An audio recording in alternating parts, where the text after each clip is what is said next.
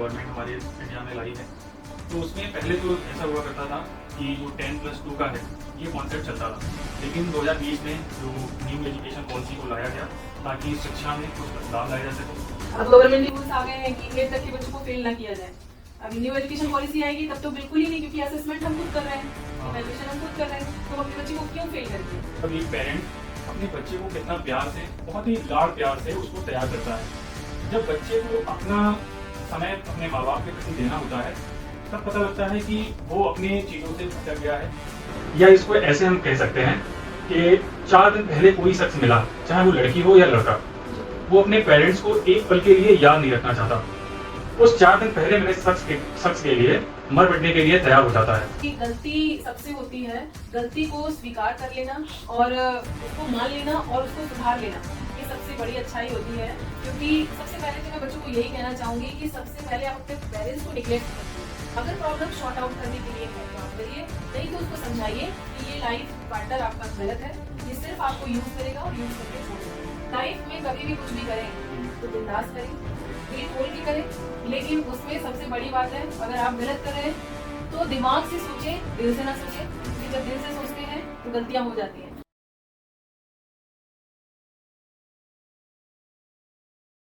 अच्छा, as an principal आपको सबसे बड़ी चुनौती में से कोई एक दो ऐसी चुनौती जो आपको लगा हो कि ये शायद मेरे को फेस करने की हिम्मत नहीं है, ऐसी कोई चुनौती आपको कॉलेज में देखने को मिली? जी। और आपने उसको सॉर्ट आउट करने के बाद क्या सीखा?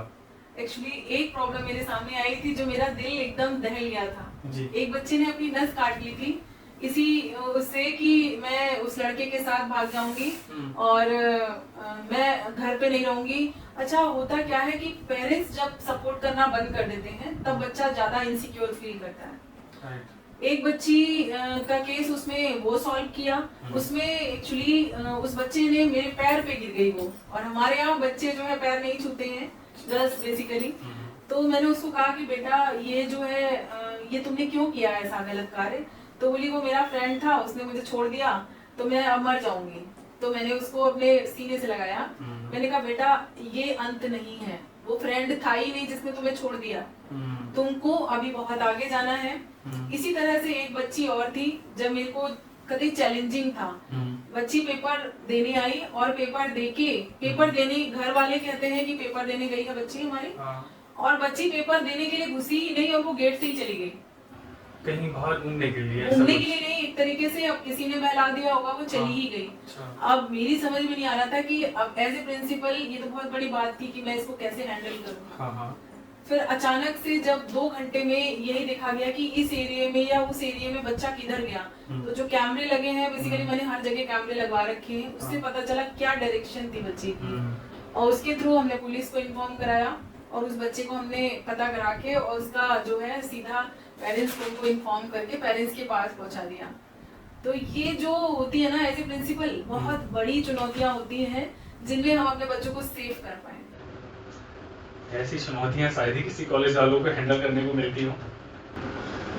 बच्चियों को लेकर के हमने बहुत सारी बातें की और मुझे लगता है कि जितनी भी स्टूडेंट्स वगैरह हैं उन चीज़ों को काफ़ी चीज़ें क्लियर हुई होंगी।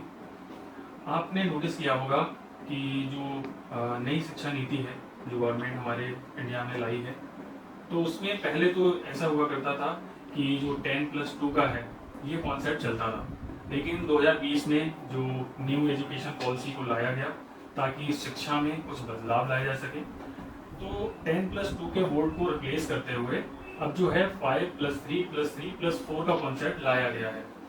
तो ये कॉन्सेप्ट जो है शिक्षा में किस हद तक बदलाव ला सकता है, या फिर लाता है तो आपको अगर ये मौका मिलता अपनी चीज़ों को ऐड करने का, तो क्या ऐसी चुनिंदा चीज़ें हैं जो ऐड कर पाती?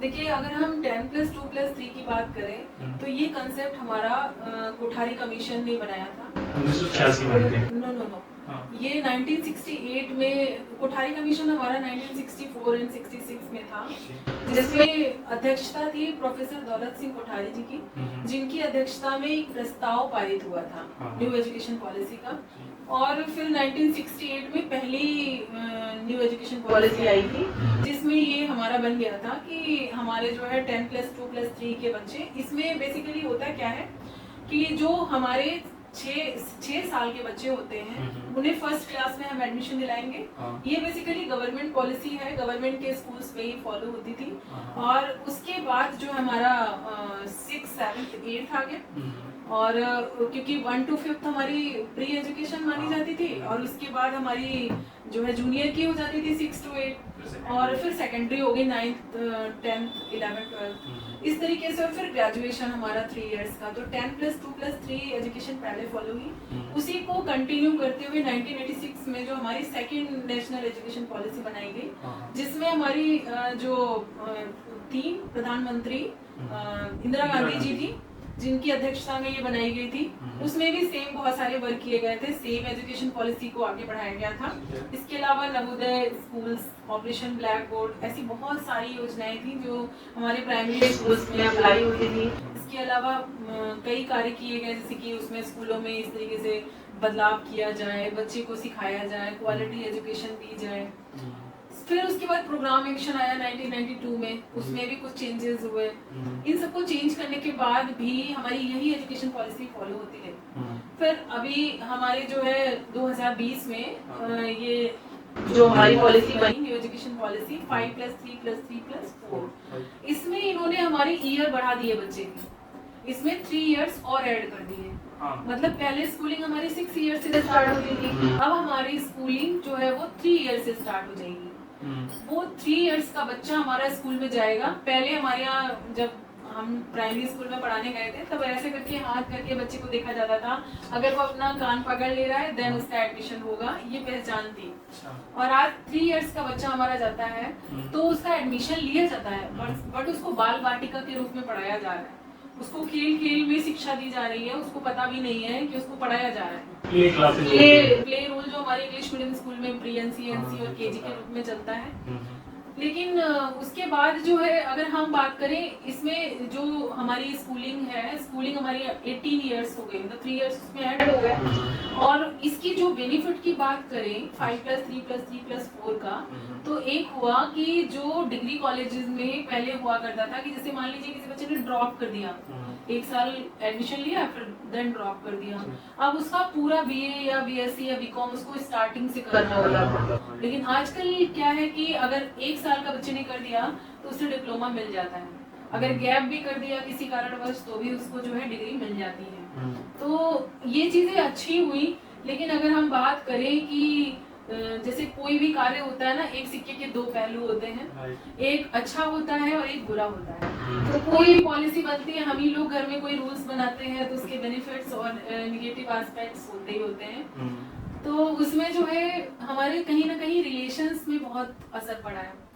जो दादा दादी और हमारे जो नाना नानी है, अब उनकी स्टोरियां तो कहीं नहीं रह गई। वो स्टोरियां वो कोई नहीं अब सुन रहा है, वो अकेले पड़े हैं, सभी लोग अपने फोन में बिजी हैं, बच्चे स्कूल चले गए। प्ले ग्रुप जिनका समय अपने दादा दादी से सीखने का था कि वो नई नई चीजें सीखते उनके एक्सपीरियंस से, वो समय वो स्कूल में बिता रहे हैं। 3 इयर्स का बच्चा हम स्कूल में छोड़ देते क्योंकि हम वर्किंग है, ठीक, हमारी मजबूरी है। दादा दादी को भी मौका नहीं दे रहे हैं, हम कहते हैं कि वो उनसे बिगड़ जाएगा बच्चा। तो हमारे रिलेशंस तो कम हुए ना, बच्चा हमारे बड़े बूढ़ों से दूर हो रहा है, जो उनके एक्सपीरियंस है वो जान ही नहीं पा रहा है। तो इस तरीके से बहुत सारी कमियां भी हुई हैं। और अगर मेरे को उसमें कुछ जोड़ना पड़े, मैं सच बताऊं तो इसमें 2 चीजें जरूर ऐड करूंगी कि पहले जो है बच्चे को जो जैसे कि उसमें कहा गया है कि बोर्ड्स खत्म कर दिए जाएंगे, बोर्ड्स की अब पढ़ाई नहीं होगी, तो मैं पहले गवर्नमेंट से यही अपील करूंगी कि बोर्ड्स खत्म ना किए जाएं, क्योंकि बच्चे को जो पढ़ाई का लगाव है ना, कि एक जुनून हो जाता है कि बोर्ड आने वाले हैं और हमें एक जुनून पैदा करना है, फिर बच्चे का जो नीरसता है वो और ज्यादा बढ़ जाएगी, बच्चा नहीं पढ़ेगा अगर इस कॉन्सेप्ट को लागू कर दिया गया तो इसमें अभी इस साल से लागू होने वाला है सीनियर सेकेंडरी में, हायर में तो ऐड हो गया है बट अभी नहीं हुआ है। बट मुझे लगता है कि अभी स्कूल बच्चा आने में इतना आनाकानी करता है, फिर आपको क्या लगता है कि बच्चे को हम केवल परीक्षाएं कराएंगे, इवैल्यूएशन करते रहेंगे, जो पढ़ाने का टाइमिंग है वो खत्म हो जाएगा। दूसरा, मैं तो जब सबसे पहले अगर मान लीजिए मुझे कोई रूल बनाने को दिया जाएगा तो दूसरा रूल मैं यही बनाऊंगी, जो हमारे शिक्षक हैं उनके ऊपर से पढ़ाने के अलावा सारे लोड खत्म कर देना। कि कैसा चेंजेस हुआ? ये चेंज बहुत बड़ा चेंज है एक्चुअली। हम बता रहे हैं आपको, प्राइमरी स्कूल्स में जो टीचर होता है, हेड टीचर हो, तो उसको खाना बनवाना पड़ता है। ठीक है, खाना बनाने के लिए वो सब्जी भी लेकर जाता है, वो तेल भी लेकर जा रहा है, सारी व्यवस्थाएं वो खुद करता है। तो गवर्नमेंट से यही अपील करूंगी कि जब टीचर को आप इस तरह से कोई जनगणना में लगा रहे हैं, तो कभी इलेक्शन की ड्यूटी में लगा रहे हैं, तो फिर उसमें आप एक बात बताइए, वो पढ़ाएगा कब बच्चों को? तो जब बच्चे को हम पढ़ा ही नहीं पाएंगे, तो जब उसका बेस ही हम मजबूत नहीं कर पाए, तो वो आगे कैसे मजबूत बनेगा? नहीं, तो ये इसलिए करती है गवर्नमेंट की, और किसका सहारा ले सकती है? और सहारे में उसके पास आंगनबाड़ी होते हैं, शिक्षा मित्र होते हैं, और भी प्रधान होता है गांव का, ये सारे लोग होते हैं ना, ये सारे कार्य करने के लिए। आप टीचर को ही सारे वर्क क्यों देते हैं? इलेक्शन की ड्यूटी हुई तो ठीक है, इलेक्शन की ड्यूटी आप तब करवाइए जब छुट्टी हो, है ना। कोशिश यही हो कि बच्चे पर पूरा फोकस पढ़ाई का होना चाहिए। गवर्नमेंट कहती है हमें क्वालिटी एजुकेशन बनानी है, गुणवत्ता परक शिक्षा हो। जो आधुनिक शिक्षा है वो चाइल्ड सेंटर्ड है, बच्चे पर आधारित है। बच्चा जब चाहता है पढ़ता है, नहीं चाहता है नहीं पढ़ता है। बच्चे का मन है स्कूल जाने का तो बच्चा जाएगा, नहीं मन है तो नहीं जाएगा। तो ये रूल भी थोड़ा सा चाइल्ड सेंटर्ड बहुत ज्यादा वर्क नहीं कर रहा है, क्योंकि पहले हम लोग डरते थे, क्योंकि टीचर सेंटर्ड था, तो टीचर से डर लगता था कि टीचर हमें मारेगा या डांटेगा। अगर आज हम ये कोर्स नहीं करके लेके जाएंगे तो हमें डांट पड़ेगी, तो इसलिए जो है थोड़ी फ्लेक्सिबिलिटी कम करनी पड़ेगी। अब गवर्नमेंट के रूल्स आ गए हैं कि 8 तक के बच्चों को फेल ना किया जाए। अभी न्यू एजुकेशन पॉलिसी आएगी तब तो बिल्कुल ही नहीं, क्योंकि असेसमेंट हम खुद कर रहे हैं, इवैल्यूएशन हम खुद कर रहे हैं, तो हम अपने बच्चे को क्यों फेल करेंगे, आप बताइए। तो फिर इसीलिए ये चीजें थोड़ी कमियां हैं, इनको इनोवेट करना पड़ेगा आगे। राइट, हालांकि कोई पॉलिसी लाई जाती है, सारी चीजों को ध्यान में रखते हुए पॉलिसी बनाई जाती है।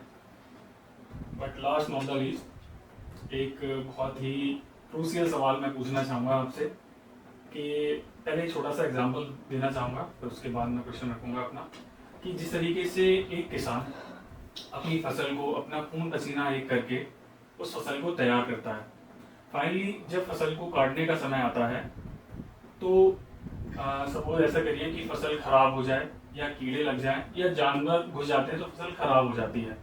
ठीक उसी प्रकार, और ये भी है कि उस किसान का दर्द सिर्फ किसान ही समझ सकता है, ठीक उसी प्रकार एक बच्चा या मतलब एक पेरेंट्स अपने बच्चे को कितना प्यार से, कितना मैं कहता हूँ समय देकर के, बहुत ही लाड़ प्यार से उसको तैयार करता है। जब बच्चे को अपना समय अपने माँ बाप के प्रति देना होता है, तब पता लगता है कि वो अपने चीजों से भटक गया है। या इसको ऐसे हम कह सकते हैं कि 4 दिन पहले कोई शख्स मिला, चाहे वो लड़की हो या लड़का, वो अपने पेरेंट्स को एक पल के लिए याद नहीं रखना चाहता। उस 4 दिन पहले मिले शख्स के लिए मर मिटने के लिए तैयार हो जाता है। ये चीजें किस हद तक सही हैं आपको, अगर मैं आपसे जानना चाहूँ तो? देखिए, बच्चे गलतियां करते हैं, क्योंकि गलती करना ह्यूमन बीइंग का ये नेचर है।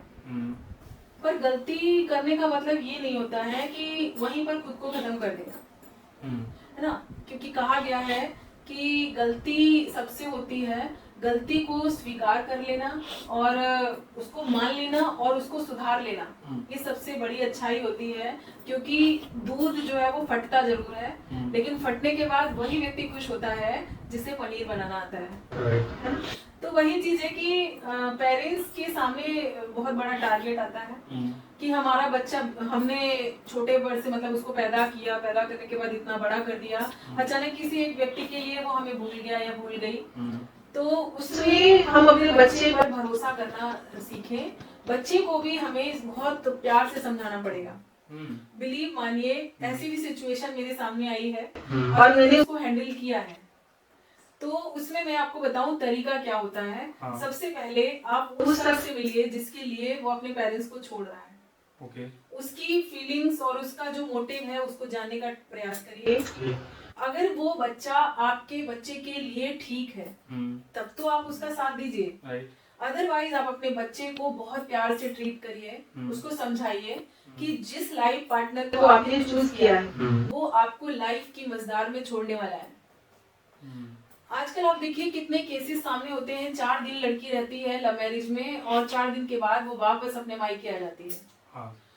अब मान लीजिए आप मायके आ गए तो पूरी जिम्मेदारी तो पेरेंट्स पे फिर से आ गई, आपने डिसीजन अपने आप लिया, ठीक। अब जब आपको प्रॉब्लम हुई तो आप फिर आ गए हमारे पास। हाँ। जब हमने समझाया तब आपकी समझ में नहीं आया।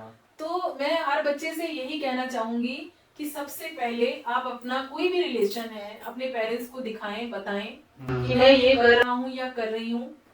पेरेंट्स आपके सबसे बड़े सपोर्टिव हैं, वो आपके लिए अच्छा लाइफ पार्टनर चूज करेंगे। हर माँ बाप सोचता है कि उससे बहुत बेटर उसका बच्चा जाए। आप कभी भी कोई भी एग्जाम्पल ले लीजिए, आप भी एक बेटा है, मैं एक बेटी हूँ, हमारे पेरेंट्स को अगर हम एग्जाम्पल में रखते हैं तो भी यही देखते हैं कि उन्होंने अपने से बेस्ट अपॉर्चुनिटी हमें दी, बिल्कुल, कि हम लोग अच्छे इन्वायरमेंट में रहें, अच्छा कार्य करें, अच्छी पोजीशन पाएं, तो प्राउड फील होता है पेरेंट्स को। तो सबसे पहले तो मैं बच्चों को यही कहना चाहूंगी कि सबसे पहले आप अपने पेरेंट्स को निग्लेक्ट मत करिए, उनको आप विश्वास में लीजिए। और पेरेंट्स को यही एडवाइस दूंगी कि वो अपने बच्चे पर भरोसा करें, उससे बात करें, जो प्रॉब्लम है उसको सुने।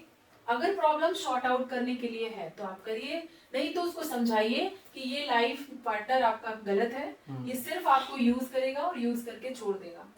ये चीजें या ये एग्जाम्पल्स भरे पड़े हैं, लेकिन फिर भी आजकल के बच्चियों को ये चीजें समझ में नहीं आती हैं। तो इसका कहीं ना कहीं ये कह सकते हैं कि वो कहते हैं ना कि जब तक खुद पर नहीं पड़ती है तब तक बंदा नहीं समझता। ये तो है। और इस फील्ड में या फिर इस चीजों को लेकर के इंसान बहुत बचना चाहता है, बात करना नहीं चाहता है। समाज में इन चीजों को बहुत अलग स्तर से देखा जाता है, फिर भी बच्चा इन चीजों में इन्वॉल्व होता जा रहा है। लव मैरिज की बात करें या अरेंज मैरिज की बात करें तो इन चीजों का जो रेशो अभी देखा जा रहा है तो कहीं ना कहीं अरेंज मैरिज काफी सफल होती हुई दिखती है। लव मैरिज का जो आंकड़ा है, मैं इस स्तर पर नहीं कह रहा हूँ, लेकिन जो चीजें देखने को मिलती हैं सोशल मीडिया पे, न्यूज़पेपर्स में, या जो कलीग वगैरह हैं उनके जानकारी में है, तो ये चीजें बहुत हद तक गलत साबित होती जा रही हैं। पूरी तरीके से मैं इसको गलत नहीं कह रहा, लेकिन जो सामने दिख रहा है उसको मैं बता रहा हूँ। अब मैं ये जानना चाहूंगा कि आप कोई अपने स्तर से कोई संदेश या कोई मैसेज देना चाहती हो अपने कॉलेज की लड़कियों को या apart from that other colleges की लड़कियों को? मैं हर गर्ल्स को एक ही बताना चाहूंगी, एक ही बात, कि लाइफ में कभी भी कुछ भी करें तो बिंदास करें, दिल खोल के करें, लेकिन उसमें सबसे बड़ी बात है, अगर आप गलत कर रहे हैं तो दिमाग से सोचें, दिल से ना सोचें, क्योंकि जब दिल से सोचते हैं तो गलतियां हो जाती हैं। दिमाग कहता है वो कार्य करें, और हमेशा अपने पेरेंट्स का आदर और सम्मान करें, क्योंकि अगर हम उनको लेकर चलते हैं तो ही हम जीवन में सफलता पाते हैं। और एक बात हमेशा ध्यान रखें कि कोई भी लव मैरिज हो या अरेंज मैरिज हो, उसमें जब तक आपके अपने इन्वॉल्व नहीं है वो कोई मैरिज आपकी सक्सेस होने वाली नहीं है। और बेसिकली मैं एक पेरेंट्स को भी बताना चाहूंगी कि अगर बच्चा आपका सुधरने का काम कर रहा है तो आप उसको सपोर्ट करिए, नहीं तो उसको उसके हाल पे छोड़ दीजिए। जब ठोकर लगेगी तो उसे खुद समझ आ जाएगा। बहुत बढ़िया बात की है आपने। उम्मीद करता हूँ ये भी चीज़ें जहाँ तक पहुँचाना चाह रहे हैं हम बच्चों के लिए, उन चीज़ों को समझेंगी और अपनी चीज़ों को बदलाव लाने का काम करेंगे। आप जैसे आपने बताया 5-6 साल से आप कॉलेज में अपनी शिक्षाएं सेवाएं दे रही हैं। इस पीरियड के चलते आपके, मैंने सुना है आपके हस्बैंड भी शायद प्राइमरी टीचर ही हैं? जी, मेरे हस्बैंड भी प्राइमरी में प्रिंसिपल हैं और वो भी एक सफल व्यक्ति हैं। उनके स्कूल में भी उनको भी बहुत टाइम हो गया, 2005 से वो भी टीचिंग लाइन में ही है, और उनका जो योगदान है वो हम लोग के लिए तो है ही है, अपने एरिया के बच्चों के लिए भी है। काफी बच्चे उनसे भी प्यार करते हैं, मैंने देखा है, और हम लोग के लिए तो वो हेल्प हमेशा करते ही रहते हैं। बहुत बढ़िया बात है। प्रेजेंट हस्बैंड आपके बहुत सपोर्ट करते हैं, बहुत सपोर्टिव हस्बैंड है। आप अपने मन में कोई ऐसी बात लेकर आई हो जो इस मंच पे कहना चाहें, तो ये मंच आपका है। मैं चाहूंगी इस मंच से कि जो भी बच्चे इस मंच से सुन रहे हो मेरी बात, या इस मंच के थ्रू जो भी उनको बताने का प्रयास किया जा रहा है, वो अवेयर हो जाएं, क्योंकि अवेयरनेस बहुत ज़्यादा ज़रूरी है। हमारे फरीदपुर जैसे इलाके में इतनी घटनाओं के बावजूद भी बच्चे बहुत तरक्की भी कर रहे हैं। यहीं से IAS, PCS, एक से एक डॉक्टर्स निकल रहे हैं। तो हर बच्चे को जो है अपना पूरा योगदान देके अपने एम को बना करके और अपने एम में जा करके बैरियर्स को तोड़ के कामयाबी पानी चाहिए। Thank you. ये संदेश आपने दिया है, सच में इसको लोग जो है फॉलो करेंगे और अपने गोल्स पे फोकस करेंगे। जी और हमने आपको इनवाइट किया, आप हमारे शो पर आई, इसके लिए बहुत बहुत धन्यवाद। Thank you. उम्मीद करता हूँ ये एपिसोड आपके लिए बहुत अच्छा लगा होगा। अगर ये एपिसोड आपके लिए अच्छा लगा हो तो कमेंट में ज़रूर बताएं। इसी तरीके के लगातार एपिसोड देखने के लिए आप इस चैनल को सब्सक्राइब कर सकते हैं और बहुत जल्द मिलते हैं ऐसे ही बेहतरीन एपिसोड के साथ। तब तक के लिए आप स्वस्थ रहिए, खुश रहिए और दूसरों को खुश होने का मौका भी दीजिए। Thank you.